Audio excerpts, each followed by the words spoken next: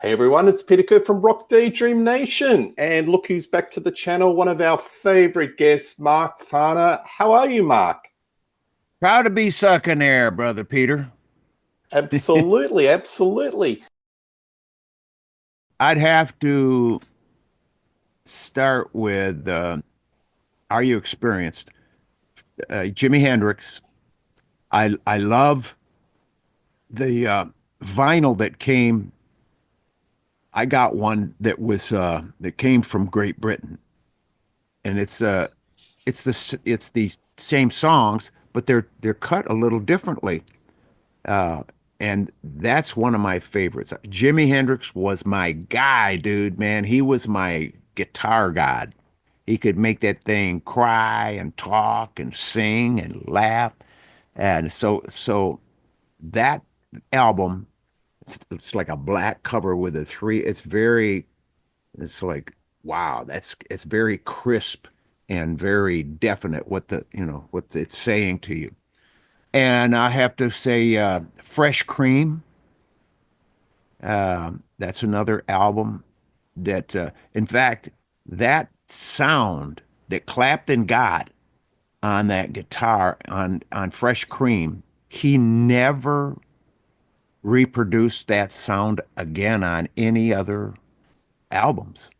Would they be a And big influence on Grand Funk? Because a lot of folks say that Cream were quite influential for Grand Funk. Is that accurate? yeah, absolutely. Yeah. And I think that, you know, because when we heard them, there was something special there. That three piece has got, these big cavernous holes in it that that add they give you time for your mind to expand into, you know, uh, what's next. You're like sitting on the edge of your seat, kind of, and that was probably the most influential album as far as going three piece. Fresh Cream was for me the most influential to get us to make that step. Another album, Sergeant Pepper's Lonely Heart Club Band. You know, uh, What can you that say? yeah, man, I listened to that thing over and over and over and over. Um, and I got to say, Aretha Franklin, uh, she she did songs that I mean, she was able to hit uh, not just her notes, her feeling.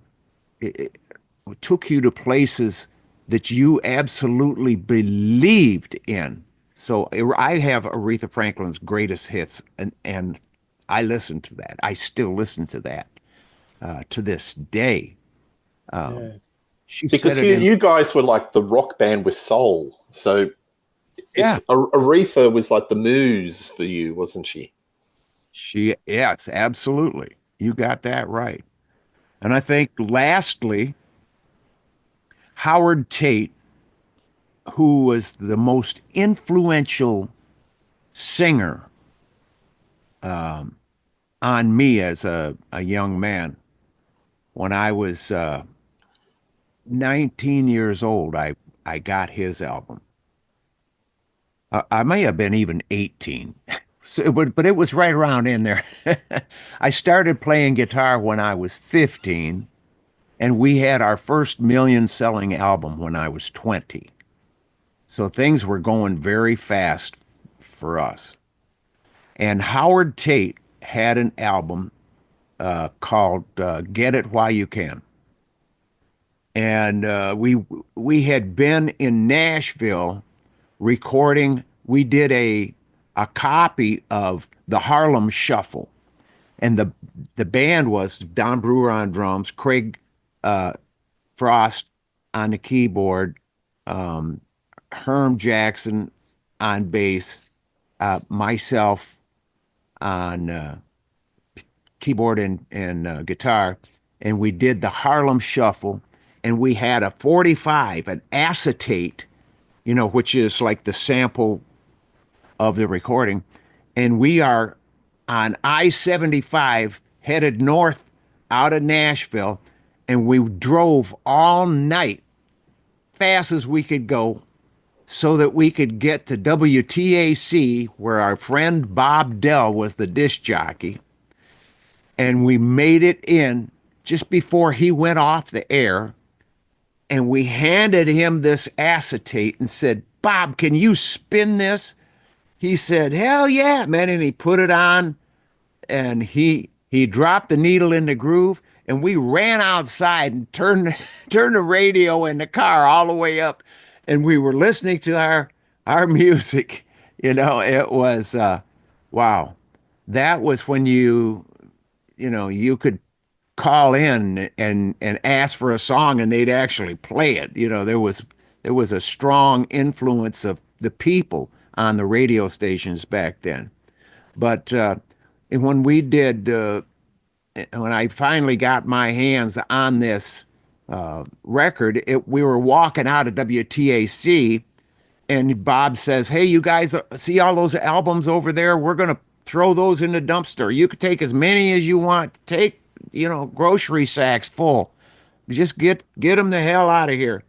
And I walked over and I did a little album roulette, and I went brrrr, and I stopped, and it was that album. Get it while you can. I reached in and I pulled it out, and that was the only one I took. I only wanted that one, and I didn't even know why until I went home and dropped the needle in the groove. Oh man, I found out why. That boy Howard Tate, God rest his soul, he influenced me in a way. It changed my whole outlook, my whole approach to singing. I always loved emotional, soulful music. I'm just built that way. And he did it in such a way that I was able to discover some key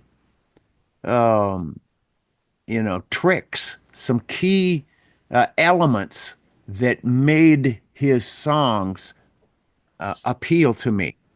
And I was able to use those elements in my own songs, but in my style, ad- adopting Howard Tate methodology. Do you still have the copy of that record? Yes, I do. Absolutely. Do you still get that giddy excitement when you're sort of in your car, driving along, and you turn on the radio and you hear a Grand Funk song? I never turn on the radio when I'm driving in my car, my truck. I have not turned that radio on in 50 years. I don't like listening to the radio when Really? I'm driving Okay. down the road. I have I get inspired just from hearing the sound of the motor, the tires. I'm singing to myself. I'm being, fed songs. I'm being, inspired to write music. Absolutely. Well, with where you live, you're in the great outdoors. Yeah. I would imagine it's quite inspiring. I'm going to throw one final curveball at you. So, looking at the Grand Funk discography, what album do you think is, for maybe new listeners, is underrated and should be rediscovered? I believe E Pluribus Funk.